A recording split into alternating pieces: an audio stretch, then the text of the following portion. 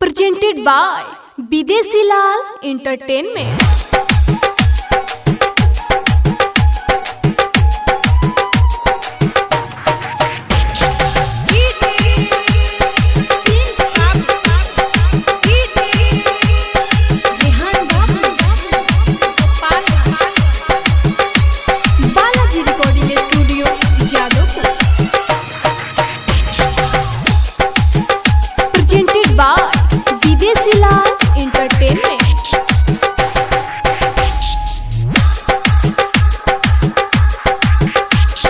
धरती पयाइल एगो चान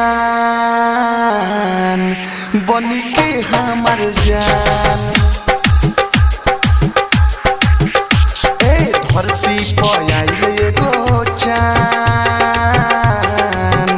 बनी के हमर जान।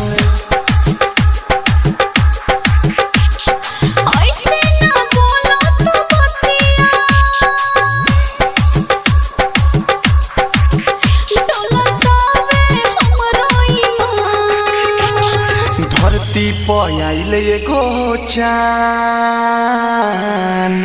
बनी के हमर जान।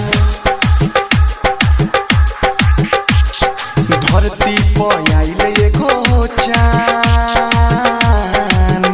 बनी के हमर जान।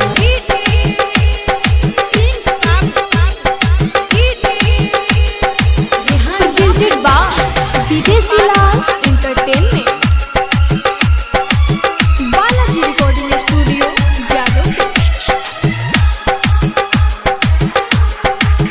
तोहरा के देखी हम जानिया गराई हो, ऐसा न रूप देखी के न मोहाई हो।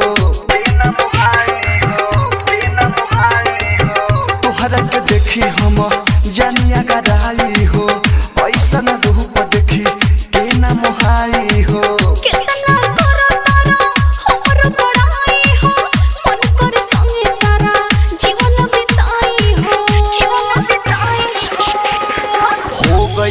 देख के परेशान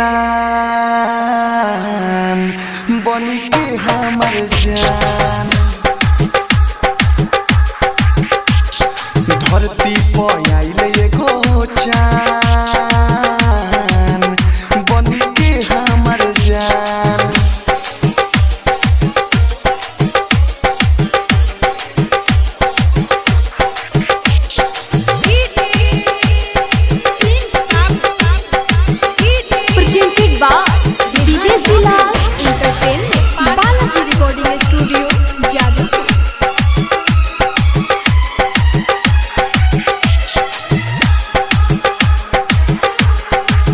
लागल रहो हदम नहीं एक नहता हो, गजब के रचल बारे तोहके विधाता हो।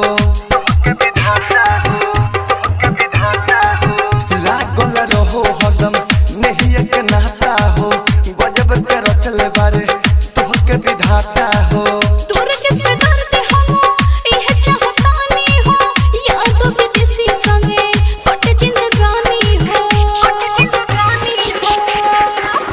बनलू दिल के मेहमान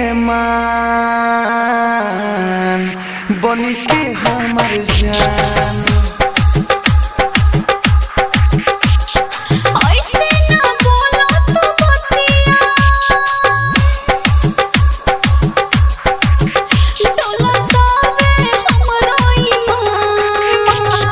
धरती पयाइल एगो चान